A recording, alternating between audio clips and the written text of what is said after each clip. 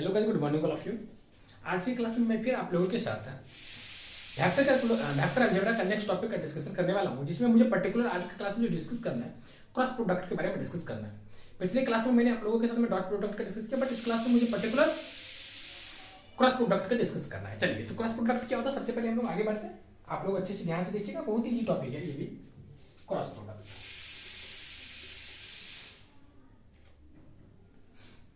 Cross product सबसे पहले इसका डिफिनेशन देंगे। ठीक, इसका एक और नाम उसको कहते हैं वेक्टर प्रोडक्ट। क्या कहते हैं? Vector product. देखिएगा, if vector A and vector B are two non-zero vectors, then cross product of vector A and vector B, या क्रॉस प्रोडक्ट के ऊपर लिख सकते हैं वेक्टर प्रोडक्ट भी, is denoted by vector A cross vector B and defined as vector A cross vector B is equal to magnitude of vector A into magnitude of vector B into sin theta into n cap, that means normal cap, where n cap is a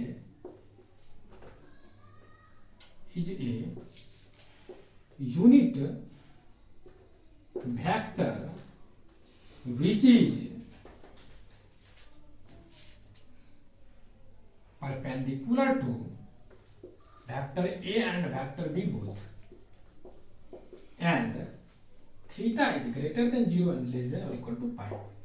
देखिए, इसका मतलब क्या होता है ना, इस चीज को पहले समझिए, इसके बाद तो क्वेश्चन तो बनती रहेगी। सबसे पहले इसके सीखिए और इसका एक्चुअल फैक्ट समझिए। पहले वेक्टर ए और वेक्टर बी दो अगर नॉन जीरो वेक्टर है, तो vector A cross vector B is simply denoted by vector A cross vector b. इसको पढ़ा जाता है वेक्टर ए क्रॉस वेक्टर बी, और इसका डेफिनेशन होता है वेक्टर ए क्रॉस वेक्टर बी बराबर magnitude of vector a into magnitude of vector B into sin theta into n cap. अब ये देखिए, उसमें तो ये ऐसा कुछ था नहीं, लेकिन इसमें n कैप आ गया। तो मैं आपको बता दूं ये n कैप क्या होता है। ये होता क्या है, ध्यान से देखिएगा। मान लिया ये कोई वेक्टर है, ठीक, और एक दूसरा वेक्टर ये है, तो इस दोनों का डॉट प्रोडक्ट क्या रिप्रेजेंट करता मालूम है? इस दोनों का डॉट प्रोडक्ट एक थर्ड वेक्टर को रिप्रेजेंट करती है, एक थर्ड वेक्टर को रिप्रेजेंट करती है जो इस दोनों पर परपेंडिकुलर होता है, इस दोनों पर परपेंडिकुलर होता है, और इसका मैग्नीट्यूड कितना होता है? इतना होता है। और किस डायरेक्शन में होता है? ये जो वेक्टर है ना, इस डायरेक्शन में जो यूनिट वेक्टर होगा वही तो है n कैप। तो कभी कभी एग्जाम में पूछ भी देता है, जानबूझ के कंसेप्चुअल पॉइंट पूछता है। क्या पूछता है मालूम है? वो पूछता है कि बताइए कि find A vector which is perpendicular to find a vector which is perpendicular to vector b and vector c। तो उसके इसमें दोनों वेक्टर का क्रॉस प्रोडक्ट निकाला जाता है। और क्रॉस प्रोडक्ट कैसे निकालते हैं वो मैं अभी आपको बताऊंगा, लेकिन क्रॉस प्रोडक्ट ही निकाला जाता है क्योंकि क्रॉस प्रोडक्ट गिव्स ए वेक्टर। इसको वेक्टर देखिए, मैं आपको बहुत ही इंटरेस्टिंग बात बताता हूं। मैं vector A dot vector B को मैं क्या बोलता हूं? स्केलर बोलता हूं, स्केलर प्रोडक्ट। एक तो डॉट प्रोडक्ट इसलिए बोलता हूं क्योंकि यहाँ पे डॉट यूज करते हैं। स्केलर प्रोडक्ट इसको हम इसलिए बोलते हैं क्योंकि इसका रिजल्ट जो होता है एक स्केलर होता है। स्केलर का मतलब क्या होता है? एक नंबर होता है, समझ गए? इसलिए हम इसको स्केलर बोलते हैं। लेकिन इसको हम स्केलर नहीं बोलते, इसको वेक्टर प्रोडक्ट बोलते हैं। क्यों? क्योंकि यहाँ पे ये वेक्टर जैसा एक रिजल्ट देता है। ठीक, तो इस बात को आप लोग याद रखेंगे। क्या रखेंगे? लिख लीजिए आप लोग कॉपी पे अच्छे से। Dot product of vector and vector B represents a third vector C which is perpendicular to vector A and vector B both. समझ गए? ये बहुत इंपॉर्टेंट फैक्टर है, समझ गए? अब अगर इसको समझ गए ना, तो सबसे पहले इसकी डेफिनेशन को मैं आगे बढ़ाऊं, इसके प्रॉपर्टी को एक्सप्लेन करूंगा। ठीक, अब मैं अगर प्रॉपर्टी की तरफ चलूंगा तो देखिए क्या होता है। ये बहुत इंपॉर्टेंट है, फिजिक्स के पॉइंट ऑफ व्यू से बहुत ज्यादा इंपॉर्टेंट है। देखिए, अब जो है सबसे पहला प्रॉपर्टी, सबसे पहला प्रॉपर्टी क्या है कि vector A cross vector B is a vector. ये क्या है? वेक्टर। जबकि vector A dot vector B क्या था? एक नंबर, एक स्केलर। दूसरा प्रोडक्ट देखिएगा, देखिएगा vector A and vector B perpendicular if vector A dot vector B बराबर 0, तो ये परपेंडिकुलर, सॉरी इफ उल्टा लिखा गया, if vector A and vector B are perpendicular, then अगर ये परपेंडिकुलर होता है तो उस केस में थीटा 90 डिग्री होती है। तो उस केस में क्या होता है कि vector A dot vector B का क्रॉस प्रोडक्ट जो होता है vector A dot magnitude of vector B into sin theta, that means sin theta means sin number into n cap. तो इस केस में जो होता है vector A dot vector B into n cap हो जाता है। इस बात को याद रखिए, ठीक। तो इस केस में नॉर्मल करने के लिए बोला तो डायरेक्ट इसके क्रॉस प्रोडक्ट में इसकी मैग्नीट्यूड से डिवाइड कर दो तो निकल जाएगा। तो परपेंडिकुलर का केस ज्यादा होता है ना, वो डॉट प्रोडक्ट से ही प्रूफ किया जाता है, इससे कोई ज्यादा खास नहीं निकलती है, ठीक। अगला आता है if vector A is parallel to vector B. अगर ये वेक्टर ए वेक्टर बी के पैरेलल हो जाता है ना, तो उस केस में क्या होता मालूम है? उस केस में डेफिनेटली से वेक्टर ए क्रॉस वेक्टर बी बराबर जो मैंने फार्मूला पाया vector A dot vector B into sin 0 into n cap. तो sin 0 ही जब 0 है तो इसके साथ ही सब रह करके क्या करेगा? तो उस केस में ये एक 0 वेक्टर होता है। Vector A dot vector B क्या होता है? 0 वेक्टर होता है। कब? जब ये थीटा बराबर 0 होता है, तो जब वो पैरेलल की कंडीशन आती है, ठीक। और sin पाई भी होता है तो पैरेलल का केस 2 होता है, पाई भी हो सकता है, तो पाई के केस में भी यही कहानी होती है, समझ गए? बस डायरेक्शन उसको उठा देता है, इस बात को आप लोग याद रखेंगे, ठीक। पैरेलल का केस आ जाता है, ठीक। ये समझ गए? अगर आप लोग यहाँ तक समझ गए तो मैं एक तीसरा केस देता हूँ, बहुत ही इंटरेस्टिंग फैक्ट है वो भी, क्योंकि जिस तरह से हमने डॉट बना लिया ना उसी तरह से यहाँ पे क्रॉस वाला भी आप लोगों के लिए इंपॉर्टेंट है। देखिएगा ध्यान से आप लोग,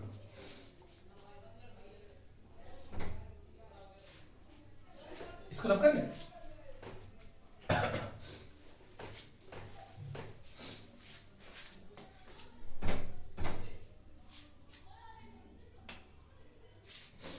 ये आपका नेक्स्ट है, उसको लिखने से पहले मैं आपको उससे पहले की कुछ पॉइंट देना चाहता हूं।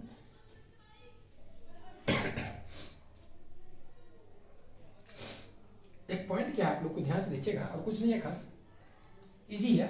प्रॉपर्टी नंबर 5 में देखिएगा प्रॉपर्टी नंबर 5 क्या है कि आपको मैंने अभी पढ़ाया वेक्टर ए क्रॉस वेक्टर बी बराबर magnitude of vector a into magnitude of vector B into sin theta into n cap. अगर आप इसके हेल्प से अगर एंगल निकालना चाहेंगे तो कैसे निकालेंगे? तो इसके लिए आपको दोनों तरफ मॉड लगाना पड़ेगा। मॉड लगाएंगे तो ये आपका मॉड वेक्टर ए क्रॉस वेक्टर बी हो जाएगा, magnitude of vector A cross vector B is equal to, ये तो आपका वही रहेगा, ये भी आपका वही रहेगा, into sin theta cap mod में चल जाएगा, और इनटू ये आपका n कैप हो जाएगा। इस केस में आप कह सकते हैं सो n कैप, ये n कैप क्या होगा? इसका भी मैग्नीट्यूड लेंगे तो n कैप का मैग्नीट्यूड 1 हो जाता है, इसका 1 हो जाएगा क्योंकि ये यूनिट नॉर्मल वेक्टर हो जाता है। तो इस केस में ये इधर आ जाएगी, तो इस केस में क्या कर सकते हैं? वेक्टर ए क्रॉस वेक्टर बी का magnitude divided by vector a का मैग्नीट्यूड इनटू वेक्टर बी का मैग्नीट्यूड इज इक्वल टू क्या? sin theta. तो इस फार्मूला को आप लोग याद रखेंगे, तो क्या करेंगे? इसको याद रखेंगे। क्यों? क्योंकि इस फार्मूला से भी आप लोग एंगल बिटवीन टू वेक्टर्स निकाल सकते हैं, लेकिन आप लोग से रिक्वेस्ट है कि आप लोग इस फार्मूला से नहीं निकालें। अगर आपको sin थीटा ही निकालना है तो आप लोग क्या करें? डॉट प्रोडक्ट से cos थीटा निकाल ले और आप ट्रिग्नोमेट्री की हेल्प से sin थीटा निकालें। इसमें मत आया कीजिए क्योंकि इसमें आपको डिटरमिनेंट बनाना ही पड़ जाएगा, क्योंकि आगे मैं आपको जो पढ़ाने वाला हूं उसमें डिटरमिनेंट बनाना पड़ जाता है, इसका डेफिनेशन ही वहीं से आता है। अगला प्रॉपर्टी बहुत ही इंपॉर्टेंट है, वो देखिएगा। कहीं तो मैं इसका कंसेप्चुअल पॉइंट भी डिस्कस कर लेता हूँ। देखिए पहले तो मैं लिख देता हूँ कुछ पॉइंट। रिजल्ट है आपका आई कैप क्रॉस जे कैप क्या होता है, दूसरा जे कैप प्लस के कॉस क्या होता है, तीसरा के कैप क्रॉस आई क्रॉस क्या होता है, फिर चौथा vector i dot vector j, sorry vector i cap vector j बराबर आई क्या होता है, वेक्टर जे डॉट वेक्टर जे क्या होता है, वेक्टर के डॉट वेक्टर के क्या होता है। इसके बाद एक और लिख लीजिएगा, वेक्टर जे डॉट वेक्टर आई क्या होता है, वेक्टर के डॉट वेक्टर जे क्या होता है, vector i dot sorry dot लिखा गया क्रॉस होगा, vector I unit vector i dot cross vector के क्या होता है। देखिए सबसे पहले इसका वैल्यू निकालना है। इसको बताने से पहले मैं आपको बता देना चाहता हूँ कि जानते हैं कि क्रॉस प्रोडक्ट एक वेक्टर होता है और जो दोनों पे परपेंडिकुलर होता है। मान लीजिए ये आपका आई है, क्या ये आई है, ये आपका जे है, ठीक। तो इस दोनों का आपको डॉट निकालना है, तो डॉट निकालेगा तो क्या होता है, थर्ड वेक्टर होता है, जो क्या होता है आप जानते हैं कि आई और जे क्या है, दोनों एक दूसरे के परपेंडिकुलर है, दोनों तरफ एक दूसरे के परपेंडिकुलर है। इसका एक मैथमेटिकल हम एनालिसिस कर देते हैं, उसके बाद आप लोग कर लेंगे, इजी है। इसको ऐसे लिख सकते हैं, magnitude of vector J dot into sine theta into N cap, लिख सकते हैं। बस सिंपल सा बात आप लोग की बात ध्यान रखिएगा ना, बस समझ जाएंगे। ये दो वेक्टर हैं, इस दोनों का जब हमने क्रॉस किया तो ये आपका आई है। आई क्या होता है मालूम है, along the x एक्सिस जो होती है यूनिट वेक्टर होते हैं, y जो जी है ना वो along the y एक्सिस आपका यूनिट वेक्टर होता है। जब दोनों का हमने क्रॉस निकाला तो it represents third vector which is perpendicular to both. तो जब दोनों पे परपेंडिकुलर होगा ये होगा, तो अब देखिए बात है क्या, दोनों पे परपेंडिकुलर है तो आप लोग जानते हैं 3D में इसका मतलब ये दोनों पे परपेंडिकुलर, तो इस केस में आप कह सकते हैं तीनों एक दूसरे पर परपेंडिकुलर है।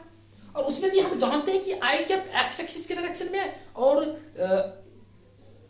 जे कैप जो है वाई एक्सिस के डायरेक्शन में है, तो डेफिनेटली ये कौन सा एक्सिस होगा, जेड एक्सिस होगा। और ये अगर जेड एक्सिस होगा तो इसके अलावा कौन सा यूनिट वेक्टर को शो करता है, इसके अलावा नॉर्मल वेक्टर कौन होता है, के कैप। तो इसका मतलब इसका वैल्यू 1, इसका वैल्यू 1, ये sin 90 का वैल्यू 1, क्योंकि परपेंडिकुलर है तो sin 90 बराबर 1 होगा ही, क्योंकि आई और जे एक दूसरे परपेंडिकुलर होता है।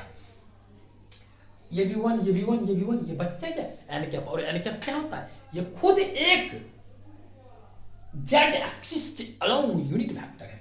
यहाँ पर इस एन कैप को रिप्लेस कर देते हैं हम लोग के कैप से। इसका मतलब इसका वैल्यू आएगा के कैप। उसी तरह से इसको सोचेगा ना, इसका वैल्यू आई कैप, उसी तरह से इसका वैल्यू जे कैप, इसका वैल्यू 0, इसका वैल्यू 0, इसका वैल्यू 0। क्यों, क्योंकि ये दोनों आई आई सेम है। तो इस केस में थीटा बराबर 0, अगर थीटा बराबर 0 तो सब 0 हो जाएगा। और फिर इस केस में ये जो होता है आपका माइनस के कैप हो जाता है, इस केस में होता है आपका माइनस आई कैप हो जाता है, इस केस में होता है आपका माइनस जे कैप होता है। तो ये तो आपका याद करना इजी है, क्योंकि थीटा बराबर 0 होगा, वो डॉट लिखा गया सॉरी क्रॉस है, तो ये तो 0 आ जाएगा। क्योंकि यहाँ पर जानते हैं कि क्रॉस में वेक्टर क्रॉस वेक्टर भी बराबर magnitude of vector into magnitude of vector b into sin theta into n cap होता है। तो यहाँ पे जानते हैं कि जब दो वेक्टर, एक ही वेक्टर के बीच के जो एंगल होता है वो 0 होता है। तो यहाँ पर आया इससे वेक्टर, तो दोनों के बीच का एंगल 0 हो गया। जब 0 हो गया इसका मतलब 0 से प्रोडक्ट करेंगे तो 0 होगा, तो फाइनली इसका कंक्लूजन 0 आ जाएगा। अब जो है इसका थोड़ा सा याद करने का आपको ट्रिक बता देते हैं, ठीक। इसका क्रॉस का, ठीक, इस सारा एक ही बार में याद हो जाएगा। एक सर्किल बना लेंगे, इसको आई कहेंगे, इसको जे कहेंगे, इसको के कहेंगे, ठीक, समझ गए। अगर आप इस डायरेक्शन में आते हैं तो आपका पॉजिटिव मान जाएगा, और इस डायरेक्शन में आइएगा तो नेगेटिव मान जाएगा। तो जैसे कि मान लीजिए आप आई क्रॉस जे मानते हैं, आई क्रॉस जे इस डायरेक्शन में जा रहा है, तो तीसरा कौन है, के, इसको लिख दीजिए क्योंकि इस डायरेक्शन में जा रहा है। अब मान लीजिए आपको पूछा के क्रॉस जे, तो के क्रॉस जे पूछेगा तो क्या होगा, के क्रॉस जे, तो यहाँ से आप चल रहे हैं क्या उल्टा में चल रहे हैं, इसका मतलब थर्ड वेक्टर कौन होगा, आई। लेकिन उल्टा जा रहा है ना, इस डायरेक्शन में ले लीजिए पॉजिटिव, इस डायरेक्शन में ले लीजिए नेगेटिव, समझ गए, ये आ जाता है। फिर उसी तरह से मान लीजिए कि आपको जे क्रॉस के कर रहा है, तो जे क्रॉस के कर रहा है, जे के थर्ड कौन है, आई, इस डायरेक्शन में जा रहे हैं पॉजिटिव डायरेक्शन, इसका मतलब क्या है आई। इस तरह से आप लोग याद कर सकते हैं। इंपॉर्टेंट साफ फॉर्मूला बहुत इंपॉर्टेंट है, याद रखेंगे, क्योंकि डॉट और क्रॉस में जो ऑब्जेक्टिव होता है यहाँ से हर बार पूछा जाता है, समझ गए, इससे हर बार क्वेश्चन पूछा जाता है। चलिए ये बात आप लोग अगर समझ गए मेरी बात को, तब इसमें आप कुछ है नहीं, मुझे लग रहा है कि आप लोग मेरी बात को अच्छे से समझ गए हैं। ये इसका कंसेप्चुअल पोर्शन। अब एक इंपॉर्टेंट पॉइंट इसमें है, उसका मैं आप लोगों के साथ डिस्कशन करना पसंद करूंगा। देखिए वो इंपॉर्टेंट पॉइंट क्या है, area of triangle in vector form. Area of triangle in vector form का विशेष डिटेल से हम लोग एक्सप्लेनेशन करेंगे। लिखिएगा टॉपिक है area of A triangle and parallelogram, इसको कहते हैं पैरेललोग्राम इन वेक्टर फॉर्म। देखिएगा इससे भी क्वेश्चन एग्जाम पूछता है आप लोग को। मान लीजिए कोई वेक्टर है, ये क्या है, ये कोई वेक्टर है ए बी सी, इसको ए मानिए, सॉरी इसको बी मानिए, इसको सी मानिए, मान लीजिए। और मान लीजिए इस दोनों के बीच का एंगल थीटा है, और ये आपका वेक्टर बी को शो करता है और ये आपका वेक्टर ए को शो करता है, ठीक, समझ गए। तो इस ट्रायंगल का अगर एरिया निकालना हो ना, तो 1/2 into magnitude of a cross b के बराबर होता है, ठीक, याद रखिए area of triangle A B C. मतलब अगर आपको दोनों के बीच का ये vector A cross vector b, a और बी दो अगर एडजेसेंट साइड हो, दोनों के बीच का एंगल हमको मालूम है, तो उसको इजीली हम लोग एरिया ऑफ ट्रायंगल एबीसी बराबर 1/2 वेक्टर ए क्रॉस वेक्टर बी निकाल सकते हैं।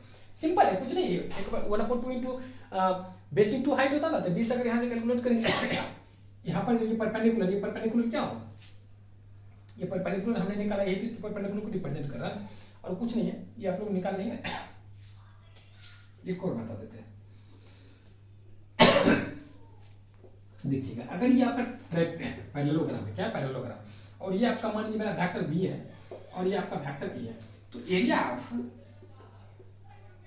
पैरेललोग्राम कहिए या रेक्टेंगल, मैंने रेक्टेंगल के केस में भी यही फॉर्मूला होता है, ठीक, वेक्टर ए क्रॉस वेक्टर बी का मैग्नीट्यूड। समझ गए? चलिए अब मेरी बात को अगर समझ गए तो एक दो प्रॉपर्टी है उसका हम लोग समझते हैं ऐसा। ये दो फॉर्मूला बहुत इंपॉर्टेंट आप लोगों के। प्रॉपर्टी नेक्स्ट क्या देखिएगा,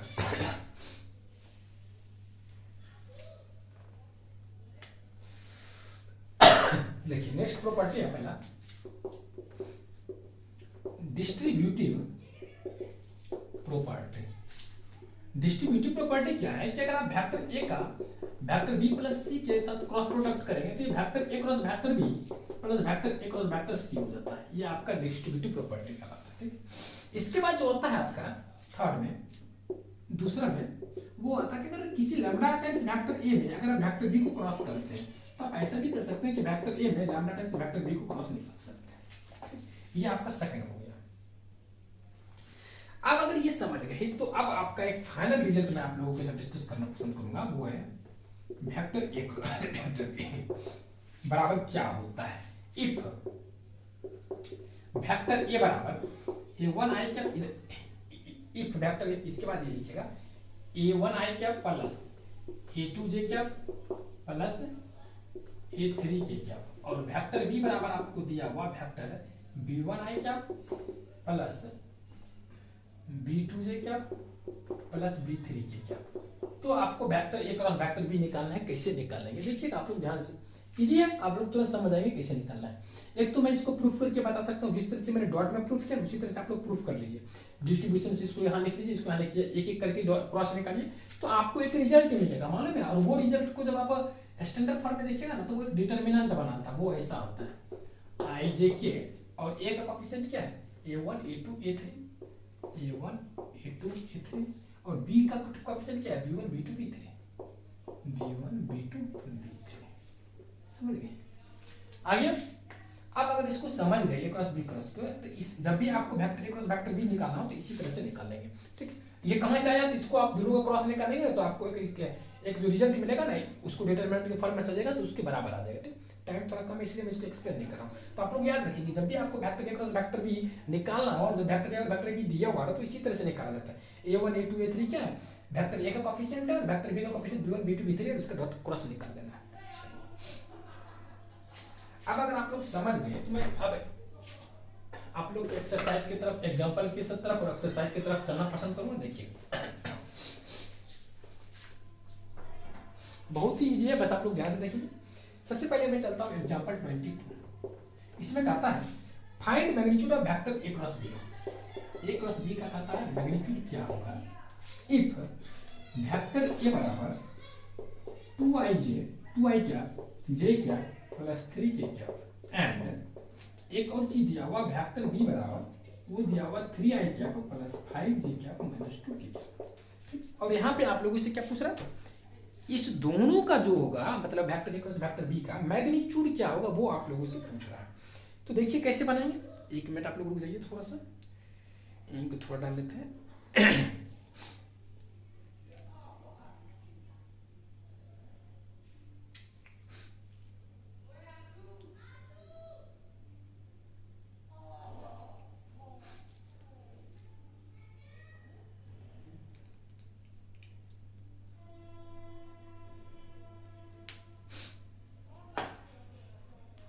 एक मिनट रुक जाइए।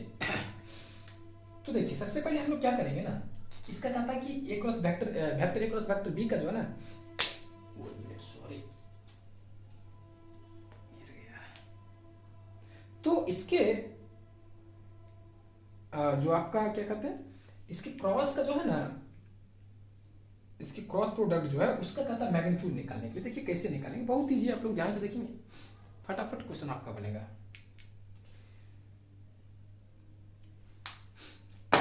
देखिएगा कैसे बनाते हैं, देखिएगा यहाँ से फटाफट देखिए कैसे बनाएंगे। देखिए सबसे पहले सॉल्यूशन करने का तरीका कि पहले इसका क्रॉस निकालेंगे, तो वेक्टर के क्रॉस वेक्टर भी हम लोग कैसे निकालते हैं, आई कैप जे कैप के कैप।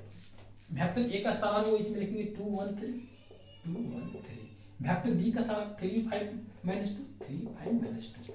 अब इसको हम लोग क्या करेंगे, तोड़ेंगे, आई कैप लेंगे जैसे डिटरमिनेंट बनाते हैं, आई -2 -15, फिर माइनस जे कैप, ये कैंसिल -4 -9 प्लस के कैप, ये कैंसिल 10 -3 इज इक्वल टू क्या होगा, -17 आई कैप माइनस प्लस 13 जे कैप -3 के कैप। ये हो गया आपका ए क्रॉस बी।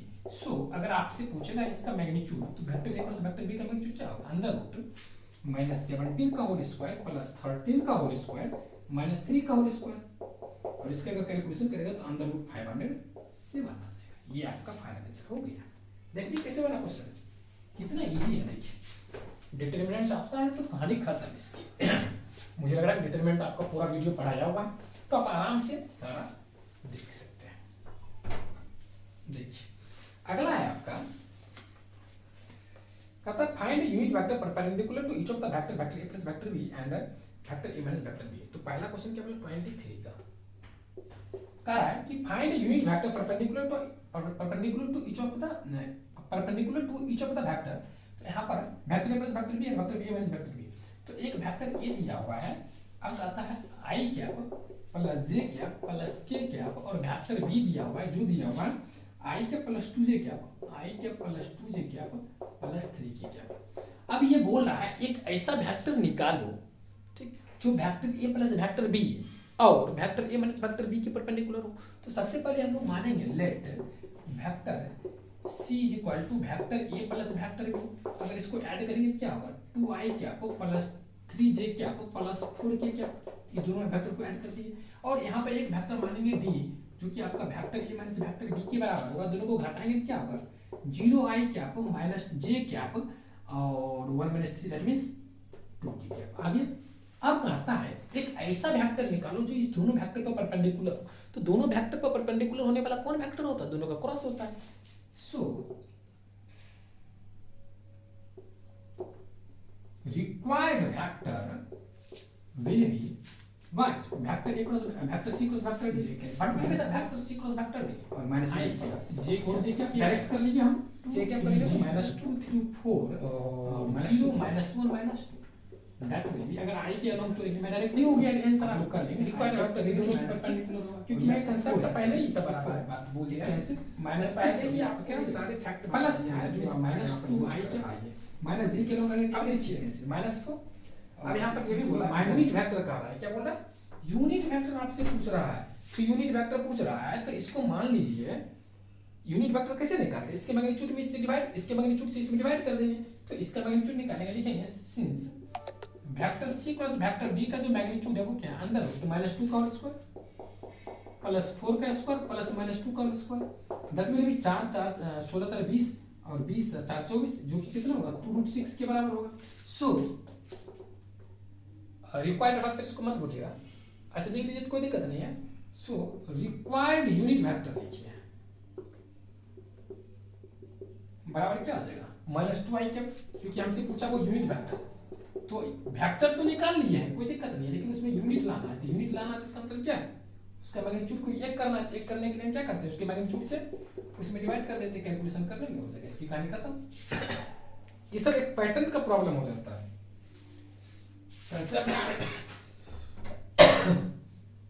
इसमें कोई कंसेप्ट है नहीं, कंसेप्ट तो एप्लीकेशन बेस्ड प्रॉब्लम में चलता है।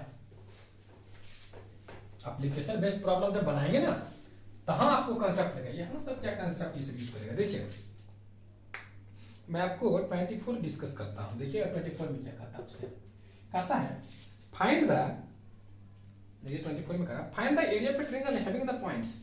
एक ट्रायंगल है जिसमें आपका ये ए है, मान लीजिए ये बी है, ये सी है।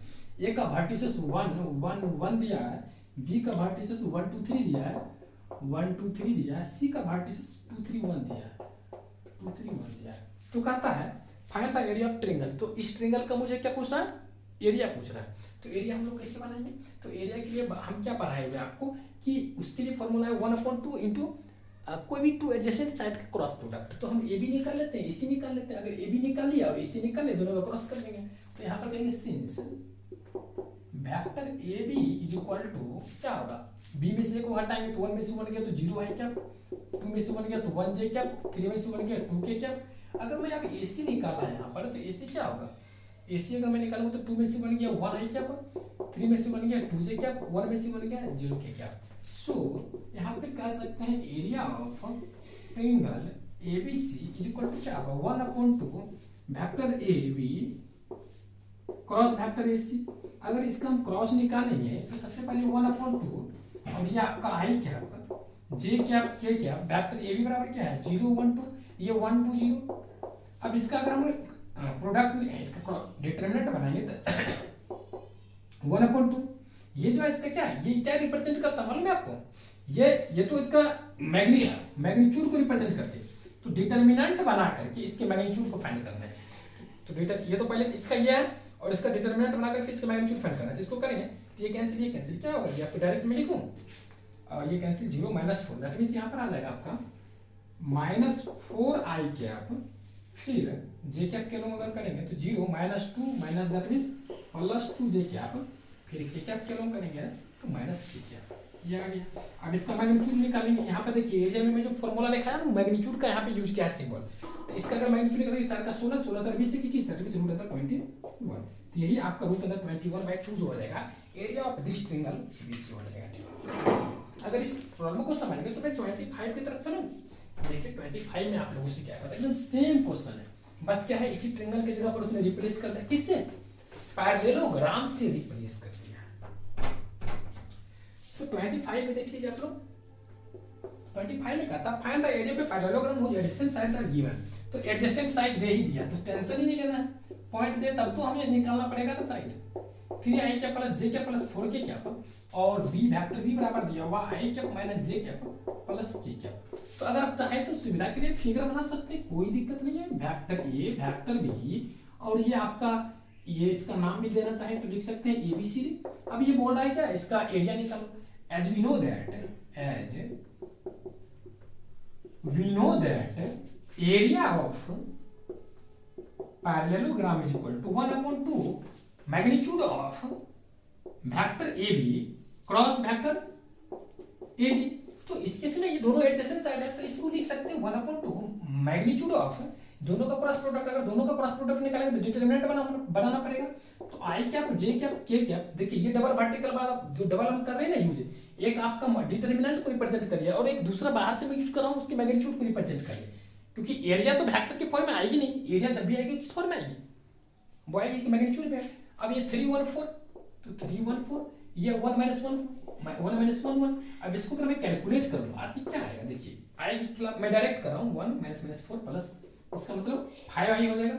फिर आप जे क्या लो करेंगे, ये कैंसिल 3 में से 4 गया तो minus, that means minus plus J cap, फिर आपका के कैप -3 -2 दैट मींस -4 के कैप, ये आ गया। अब ये आ गया एरिया, ये आपका आ गया क्या, इसका मैग्नीट्यूड निकालना। इसका मैं सॉरी 1/2 लिखा गया, सॉरी ये 1/2 नहीं होगा, मुझे लगा करेंगे। अब इसका करेंगे तो 25 1 26 है और 26 और 16 कितना देगा, रूट अंदर 42 यूनिट स्क्वायर आ जाएगा।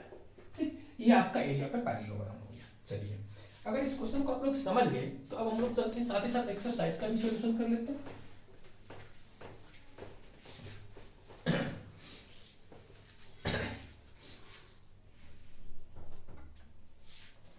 देखिएगा एक्सरसाइज में 10.4 दिया हुआ है।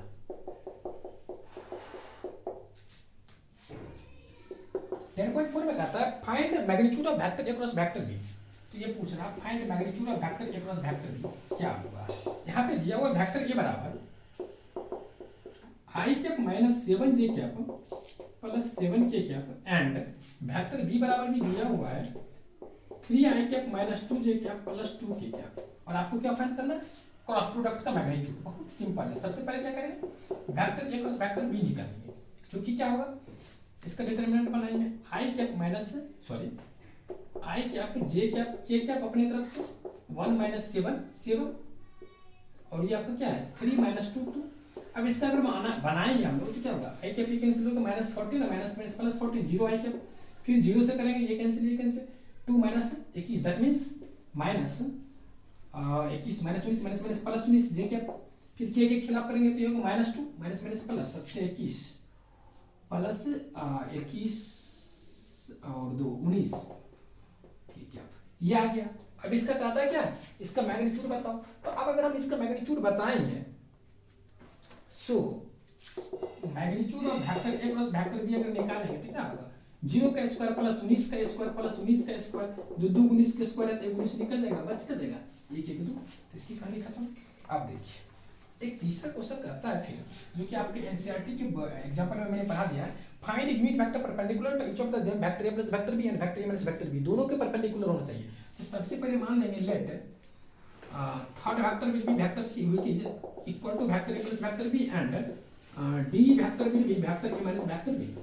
यहाँ पे देखिए वेक्टर ए और वेक्टर बी दिया हुआ, since vector A is equal to दिया हुआ है 3i cap plus 2j cap plus 2k cap and vector B बराबर दिया हुआ है i cap plus 2j cap minus 2k cap. So यहाँ से यहाँ तक लिख लीजिए आप लोग, अगर आप लोग यहाँ पे लिख लिए तो आगे टेक्स्ट लिख लेते, ऊपर तरफ कर ले।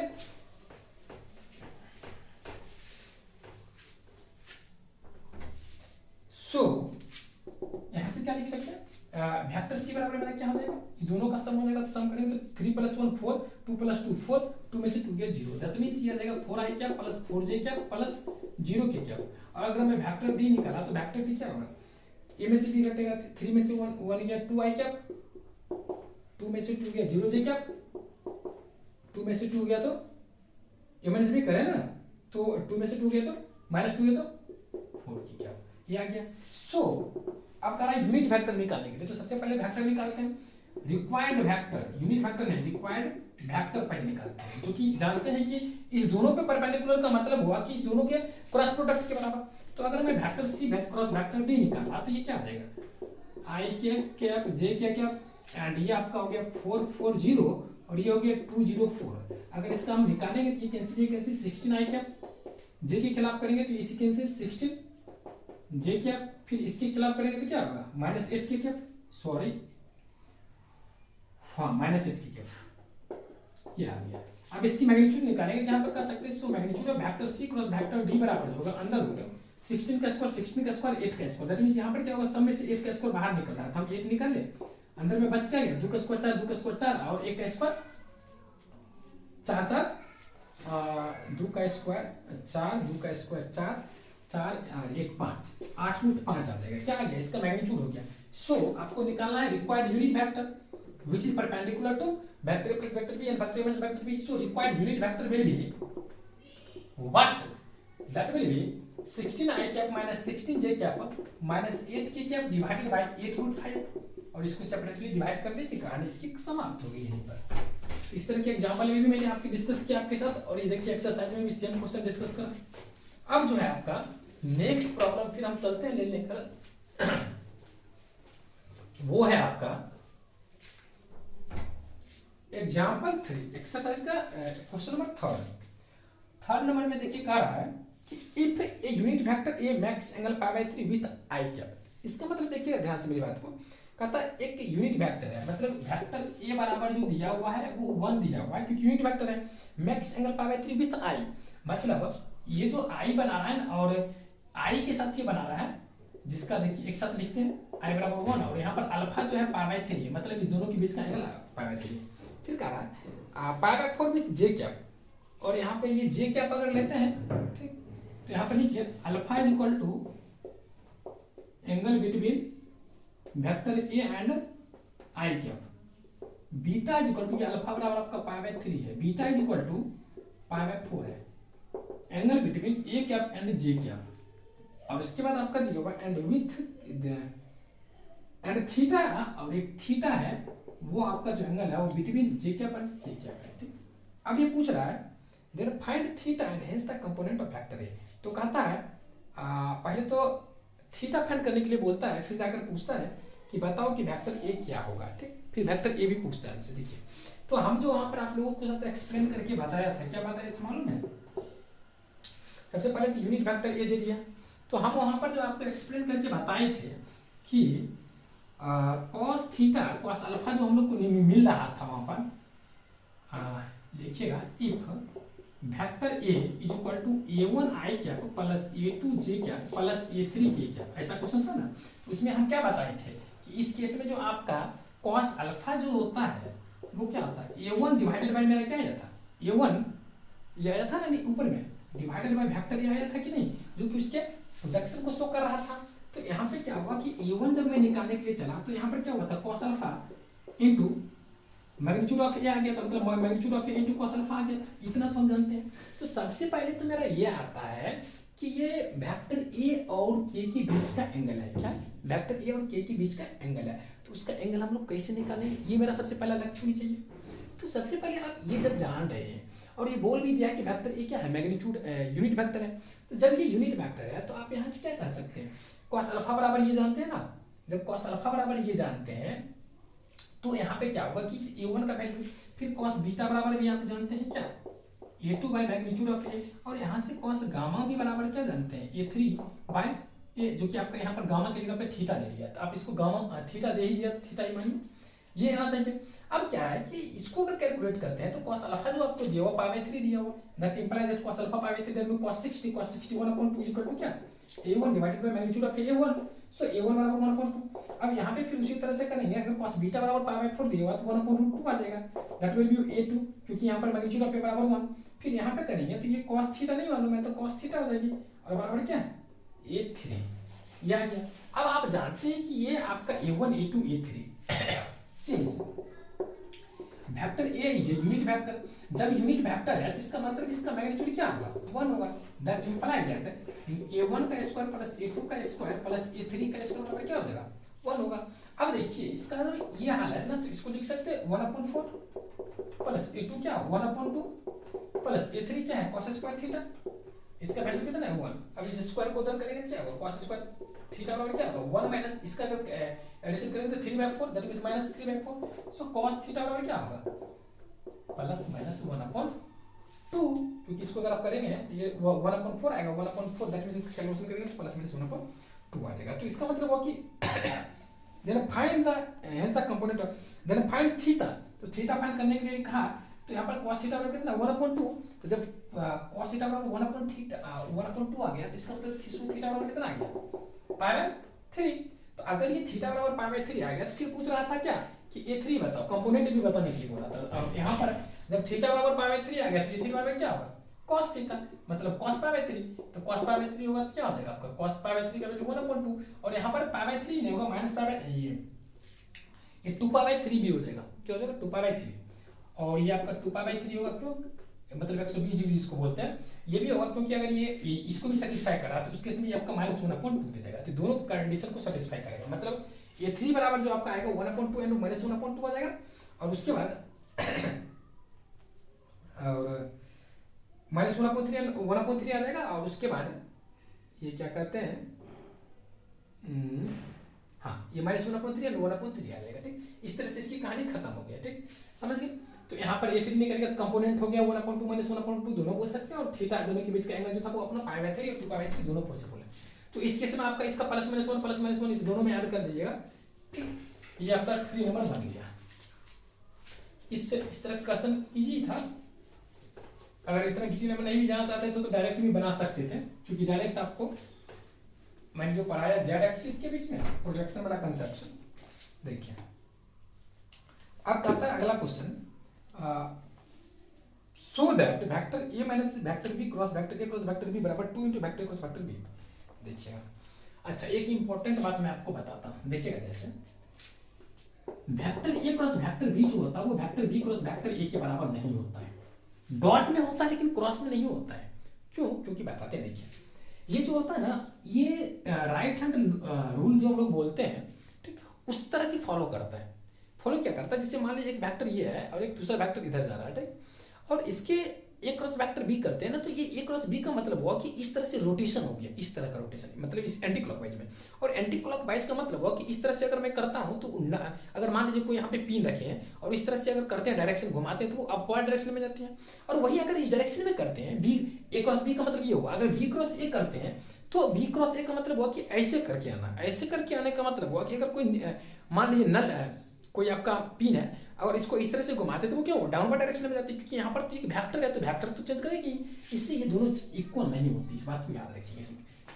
अगर इक्वल नहीं होती है तो मैं फटाफट अब आगे चलूं, देखिएगा आगे क्या मेरा 4 नंबर में, 4 नंबर में कहता है सो दैट, 4 नंबर का क्वेश्चन है कि vector A minus vector B cross vector A plus vector B is equal to 2 times vector A cross vector B. ये प्रूफ करना है, कैसे करें देखिएगा। सबसे पहले वेक्टर ए इसमें कॉमन लेंगे और वेक्टर ए प्लस क्रॉस वेक्टर ए प्लस वेक्टर बी के साथ करेंगे माइनस, हाँ लेकिन एक बात ये बता देते हैं, इसको आप ऐसा लिख सकते हैं वेक्टर ए प्लस वेक्टर बी बराबर minus times vector B cross vector a, ये दोनों बराबर होता है। ब्रैकेट रखिए। अब इसको इसमें फिर इसको करेंगे माइनस बी लेकर के, इसको क्या कहेंगे क्रॉस वेक्टर ए cross vector b, sorry plus vector b. इसको अगर तोड़ेंगे तो वेक्टर ए क्रॉस वेक्टर ए प्लस वेक्टर ए cross vector B minus vector B cross vector ए और minus vector B cross vector b. देखिए ये दोनों का जो प्रोडक्ट क्रॉस प्रोडक्ट होता है वो क्या होता है, जीरो होता है, जैसा कि मैंने पढ़ाया था।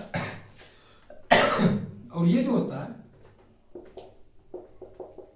Vector A cross vector B हुआ, और इस चीज को मैंने आपको बोला था कि ऐसा लिख सकते हैं, इसको इसका मतलब ऐसा लिख सकते हैं, और ये भी आपका क्या होगा जीरो होगा। क्यों? क्योंकि यहाँ पर थीटा जीरो हो जाता है, एक ही वेक्टर है तो दोनों के बीच थीटा जीरो हो जाएगा। Vector cross B vector cross B क्या होगा 2 * वेक्टर क्रॉस बी।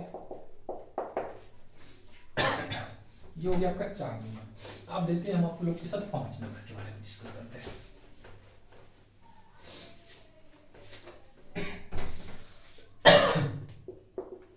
देखिएगा 5 नंबर में, 5 number find the value of lambda and mu. यहाँ पे करा लैम्डा एंड म्यू का वैल्यू निकालने के लिए इफ 2i कैप, यहाँ पे दे दिया है if 2i cap plus 6j cap plus 27j cap cross i cap plus lambda j cap plus mu k cap बराबर 0 वेक्टर। तो आपका लैम्डा और म्यू का वैल्यू निकालना है, तो कैसे निकालेंगे बहुत ईजी है। अगर इसका क्रॉस करेंगे तो हमें क्या लेना पड़ेगा डिटरमिनेंट 2627 1 लैम्डा म्यू, इसका वैल्यू क्या होगा 0 वेक्टर। और ये 0 वेक्टर का मतलब समझते हैं, ये वेक्टर है जो कि 0i 0j 0k के बराबर होता है, ऐसा नहीं कि 0 समझिएगा। अब इसको स्प्लिट करेंगे तो i क्या होगा 6 mu minus 6 mu minus 27 lambda minus j क्या होगा, ऐसे करेंगे 2 लैम्डा, ऐसे करेंगे ना 2 म्यू माइनस 27, फिर इसके 2 लैम्डा माइनस 6 के क्या इज इक्वल टू क्या 0i क्या प्लस 0j क्या प्लस 0k क्या आ गया। अब देखिए ये सारा का सारा क्या होगा, ये पार्ट इसके बराबर होगा, ये पार्ट इसके बराबर होगा, ये पार्ट इसके बराबर। सो यहाँ कर सकते हैं 6 mu minus 27 lambda is equal to 0, ये माइनस सही जाएगा तो minus 2 mu minus 20 minus minus plus 27 बराबर 0, 2 माइनस लैम्डा बराबर 0। सो लैम्डा बराबर यहाँ पर क्या हो गया 3, अगर लैम्डा बराबर 3 हो गया, यहाँ से म्यू बराबर क्या हो गया माइनस 27/2, तो लैम्डा सॉरी प्लस 27/2। सो लैम्डा का वैल्यू 3 और म्यू का वैल्यू 27/2। तो सिंपल तो है ये भी क्वेश्चन, देख रहे हैं कितने इजी से क्वेश्चन बन रहा है। मैं डिटरमिनेंट का छोटा मोटा एक प्रॉपर्टी अप्लाई केवल करते हैं। 5 नंबर अगर सीख गए ना तो 6 नंबर इजी है। देखिएगा कहता है given that vector A cross vector A dot vector B बराबर 0, ये बराबर 0 है तो दो केस होता है, या तो थीटा बराबर 0 होगा और आइदर वेक्टर ए बराबर 0 और वेक्टर बी बराबर 0। ठीक है, अब आगे बढ़ते एंड वेक्टर π/2 होगा, सॉरी। अब यहाँ पे है कि वेक्टर ए क्रॉस वेक्टर बी बराबर भी 0 दिया होगा। जब ये भी 0 है तो उस केस में क्या होगा cos थीटा 0 बोल रहा है, तो cos थीटा 0 होगा तो केस में थीटा बराबर क्या होना चाहिए π/2 होना चाहिए। ये क्या, ये तो 0 होना चाहिए। इस केस में थीटा बराबर π/2 होना चाहिए। ओह माय गॉड क्या कर रहे हैं, ये आपका π/2 होना चाहिए, ये आपका 0 होना चाहिए, क्योंकि ये जो बताता है ना ये क्या बोलता है magnitude of vector into magnitude of vector B into sin theta into l के बराबर 0। तो इसका मतलब ये हुआ ना कि जब तक ये 0 नहीं होगा तो पूरा 0 कैसे हो सकता है। तो इसका मतलब ये है कि यहाँ पे थीटा बराबर 0 आना चाहिए और यहाँ पर थीटा बराबर π/2, जो कि एक साथ दोनों बराबर नहीं है, इसका मतलब ये कभी पॉसिबल नहीं है। मतलब थीटा के बारे में हम कुछ नहीं पूछ सकते। तो यहाँ पे क्या कंक्लूजन निकाल सकते हैं, डेफिनेटली आइदर वेक्टर ए और vector B will be 0 vector. तो या तो ए वेक्टर 0 वेक्टर होगा या वेक्टर बी बराबर 0 वेक्टर होगा, यही कंक्लूजन है। समझ गए तो मैं 7 की तरफ चलूं। देखिएगा 7 नंबर बोल रहा है। चलिए 7 थोड़ा मैं स्मार्ट ढंग से आप लोग को बताता हूँ। 7 कर रहा है कि let the vector A vector B C D given. Vector A बराबर दिया हुआ a1 i cap a2 j cap plus a3 k cap. Vector B बराबर दिया हुआ vector b1 i cap plus b2 j cap plus b3 k cap. और vector C बराबर दिया हुआ c1 i cap plus c2 j cap plus c3 k cap. अब ये बोल रहा है कि then so that vector A cross vector B cross vector C is equal to vector A cross vector B plus vector A cross vector C. ऐसा मुझे proof करना है। क्या करना है? ऐसा मुझे प्रूफ करना है। चलिए तो कैसे प्रूफ करेंगे, ध्यान से देखिएगा। मैं भी आपको प्रूफ करने का तरीका बता रहा हूँ, ध्यान से देखिए कैसे प्रूफ करेंगे। सबसे पहले देखिएगा ध्यान से, फ्रॉम एलएचएस से कर रहा है वेक्टर ए cross vector B cross vector c. B cross c क्या बी प्लस सी होना चाहिए, सॉरी बी प्लस सी है। तो सबसे पहले इसका डिटरमिनेंट बनाना है ना। तो हम पहले वेक्टर बी प्लस सी अगर निकालेंगे तो इसको ऐड करेंगे, यहाँ पर रख ले, साइड में निकाल लेते हैं। वेक्टर बी क्रॉस सी क्या होगा, b1 plus c1 i cap plus b2 plus c2 j cap plus b3 plus c3 k cap. अब इसका अगर क्रॉस निकालेंगे तो एक तो यहाँ पर i cap j cap k cap तो आना भूलेगा नहीं। और a का कोफिशिएंट क्या है, a1 a2 a3 a1 a2 a3। और b का कोफिशिएंट b प्लस c का कोफिशिएंट क्या है, b1 plus c1 b1 plus c1 b2 plus c2 ये क्या हो गया b3 प्लस c3। अब इसको बराबर इतना प्रूफ करना है। देखिए तो इसके बाद क्या करिएगा, देखिए ये जो आपका डिटरमिनेंट में मैं आपको प्रॉपर्टी पढ़ाया होगा, इसको हम लोग डिटरमिनेंट की प्रॉपर्टी से लिख सकते हैं a1 b1 sorry a1 a2 a3 b1 b2 b3 plus i cap j cap k cap a1 a2 a3 c1 c2 c3 ऐसा लिख सकते हैं हम लोग। ये डिटरमिनेंट का प्रॉपर्टी है। इसकी एंट्रीज को आप दो पार्ट में डिवाइड कर सकते हैं एज ए डिटरमिनेंट। इस तरह से जब कर दिए तो ये पार्ट क्या बता रहा है, a1 और a1 b1 वाला पार्ट बता रहा है। देखिए तो a1 b1, इसका मतलब ये मेरा क्या है vector a cross b plus ये मेरा क्या है ac, इसका मतलब vector a cross vector c को रिप्रेजेंट कर रहा है। इतना इजी मैं बता दिया आपको ना, हो गया। कहानी सीखा था 7 भी हो गया। अगर 7 नंबर समझ गए तो मैं अब 8 की तरफ चलता हूं।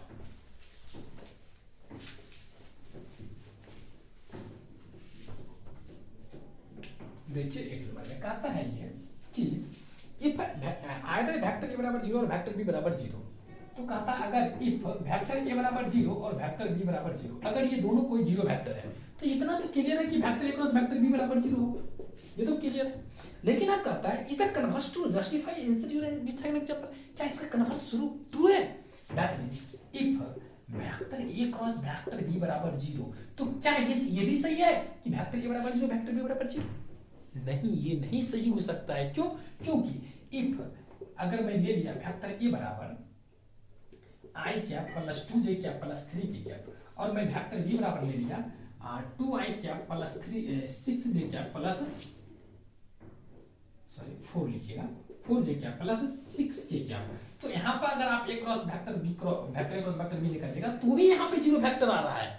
इसका मतलब क्या है, इसका मतलब क्या हो रही है यहाँ पे, इसका मतलब हो रही है कि नहीं, अगर वेक्टर ये तो सही है कि वेक्टर ए प्लस वेक्टर बी बराबर 0 है तो वेक्टर ए क्रॉस वेक्टर बी बराबर भी 0 होगा। लेकिन अगर वेक्टर ए क्रॉस वेक्टर बी बराबर 0 है तो ये जरूरी नहीं है कि आपका वेक्टर ए और वेक्टर बी दोनों में से कोई 0 वेक्टर ही हो सकता है कि वेक्टर ए न 0 वेक्टर भी पॉसिबल यहाँ पर हो सकता है।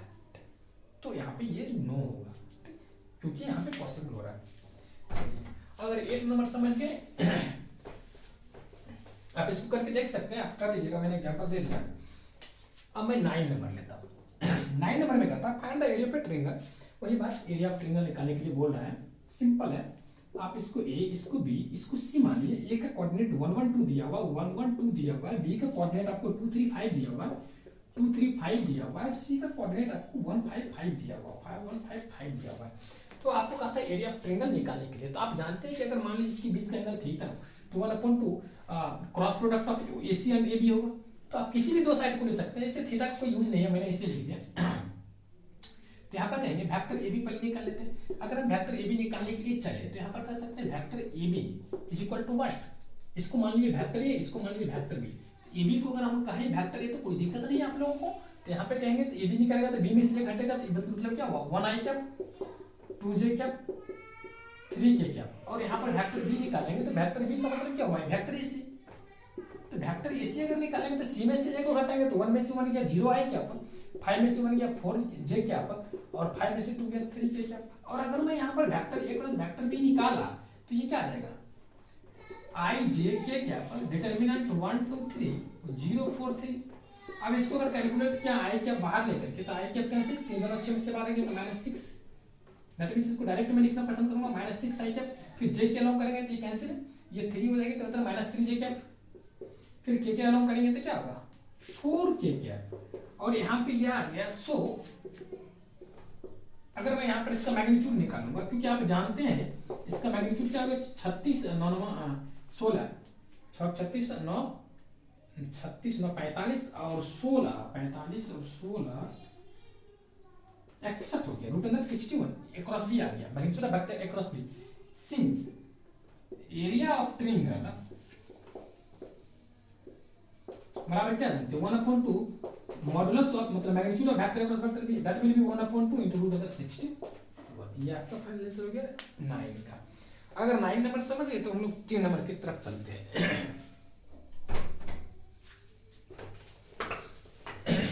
देखिए 3 नंबर में क्या कहता है, इजी है क्वेश्चन सारा। 3 नंबर में करा देखिएगा, फाइंड द एरिया में parallelogram which adjacent sides are determined by the vectors a and vector b। तो यहाँ पर कहता है find the area of parallelogram which adjacent side. तो एक एडजेसेंट है, एक पैरेललोग्राम पहले बना लीजिए आप लोग सुविधा के लिए। ए बी सी डी एक पैरेललोग्राम है और इसको मान लीजिए a, इसको मान लीजिए b। a बराबर आपको दिया हुआ i cap minus j cap plus 3 k cap. Vector b बराबर आपको दिया हुआ है 2i cap minus 7j cap plus k cap. अब कहता है इसका एरिया निकालने के लिए। सो यहाँ पर एरिया निकालने के लिए सबसे पहले इसका क्रॉस प्रोडक्ट निकालने के, जैसा कि हम लोग जानते हैं पहले से इसका एरिया बराबर होता है magnitude of cross product of vector A and vector B. तो इसका अगर निकालेंगे तो क्या होगा i cap j cap k cap 1 - 1 3 2 - 7 1। अगर इसका निकालेंगे मैग्नीट्यूड तो यहाँ पर क्या होगा i को करेंगे इस तरह से कैंसिल -1, ये आपका -1 आ गया। आपका ये अगर -1 आ गया, ये अगर आपका माइनस ये आई हो गया एक तरह से -1 माइनस 21 माइनस प्लस 21 होगा। 21 और -1 कितना हो जाएगा 20 आई कैप, फिर minus j cancel cancel 1 - 6 -5 minus plus 5 j cap, फिर k कैप में करेंगे तो कैंसिल -7 और minus plus 2 that means -5 k cap. ये आ गया, डायरेक्ट में कर लेता हूं। सो सॉरी ये तो इसका ये आ गया ना, इसलिए अगर मैं मैग्नीट्यूड निकालूंगा तो magnitude of vector cross vector B बराबर क्या होगा 425 25 50 450 आ जाएगा। इसको क्या लिख सकते हैं आप लोग 450 को 18 90 5 9 2 5 15, इसको लिख सकते हैं 15 2 लिख सकते हैं। क्या लिख सकते हैं 15 2 ये आ गया। सो यहाँ पे कर सकते हैं एरिया ऑफ पैरेललोग्राम ABCD बराबर क्या हो जाएगा magnitude of vector A cross vector B which has already got 15√2। अब देखिए ये समझ गए तो मैं 11 नंबर की तरफ चला। कैलकुलेशन में अगर मिस्टेक हो तो आप लोग सही कर लेंगे, ऐसा नहीं कि कैलकुलेशन के बस आप लोग देखिएगा। मैं 11 की तरफ चलता हूँ, देखिएगा 11 नंबर में कहता है कि let the vector and vector B which has the magnitude of vector A बराबर 3। तो ये इसका 3 दिया हुआ है, मैग्नीट्यूड ऑफ वेक्टर बी बराबर दिया हुआ है √2/3 और बोला है कि then vector plus vector B is a unit vector if the angle between vector A and vector B is what कर रहा है here। ये भी दिया हुआ है vector A magnitude of vector A cross vector B बराबर 1। तो कहता है कि बताओ कि थीटा दोनों के बीच में क्या होगा। देखिए सिंस हम लोग जानते हैं कि साइन थीटा बराबर क्या होता है आपका magnitude of vector A cross vector B divided by magnitude of vector A into magnitude of vector B। तो यहाँ पे इसका मैग्नीट्यूड 1 है इसका मैग्नीट्यूड 3 है, इसका √2/3 है। 3 कैंसिल तो कितना आ गया 1/√2। 1/√2 अगर आ गया तो अगर साइन थीटा बराबर 1/√2 है, सो थीटा बराबर क्या आ जाएगा π/4। इसका मतलब इसका आंसर जो होगा π/4 हो जाएगा। इसका मतलब इसका जो आपका 11 का आंसर ऑब्जेक्टिव में बी नंबर है, बी नंबर लिख लीजिए। ठीक, अब जो है हम लोग चलते हैं 12 नंबर में। देखिए 12 नंबर में क्या कहता है वो।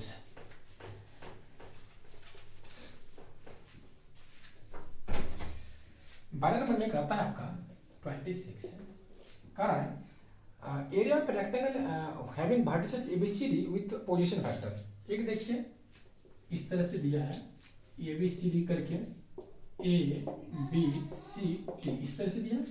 ए का कोऑर्डिनेट दिया हुआ आपका -1, वेक्टर में दिया, मैं केवल कोऑर्डिनेट में लिख देता हूँ 4। बी का दिया हुआ है आपका 1/24। सी का दिया हुआ है 1 -1/24 और डी का दिया हुआ है -1 -1/2 -1 -1/2 इस तरह से दे दिया। अब देखिए तो कहता है कि इसका एरिया क्या होगा, क्या पूछ रहा, इसका एरिया क्या होगा। देखिएगा सबसे पहले तो हम लोग ए बी निकालेंगे, तो यहाँ पर वेक्टर ए बी अगर निकालेंगे तो वेक्टर ए बी बराबर क्या होगा, बी में से ए को घटाएंगे तो 1 में से -1 को घटाएंगे तो क्या होगा 2i क्या, 1/2 में से 1/2 को घटाएंगे तो 0j क्या, फिर 1 में से 4 को घटाएंगे तो -3j क्या। अब इसका ये निकल गया। अब हम लोग निकालते हैं ए बी निकले, ए डी भी निकाल लेते हैं। अगर मैं यहाँ से ए डी निकाला तो -1 में से -1 जाएगी तो 0 से क्या 0i क्या प्लस -हाफ में -हाफ घटाएंगे तो क्या होगा -1j क्या, फिर आपका 4 में अगर 4 सब्ट्रैक्ट करेंगे तो क्या होगा 0 के क्या। अब इतना दूर तक अगर आप पहुंच गए तो फिर इसका क्या करता है, तो इस केस में area of A B C D बराबर क्या बोलिएगा, determinant of i cap J cap के कैप और ये आपका क्या है 2 0 -3, ये क्या है 0 -1 0, ये आ गया। इसको सॉल्व करेंगे, इसके अलावा चलेंगे तो क्या हो जाएगा -3 आई कैप, इसके अलावा जाएंगे तो क्या हो जाएगा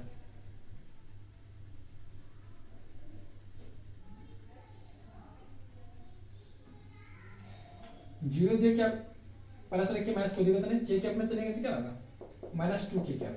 अब इसका मैग्नीट्यूड निकालेंगे तो क्या होगा, सो इसका मैग्नीट्यूड आएगा, डबल वर्टिकल बार यूज करेंगे तो इसका मैग्नीट्यूड कितना होगा 9 4 13 फुट अंदर 13 आ जाएगा। 1 मिनट, आपका area of rectangle having vertices position vector answer नहीं मिल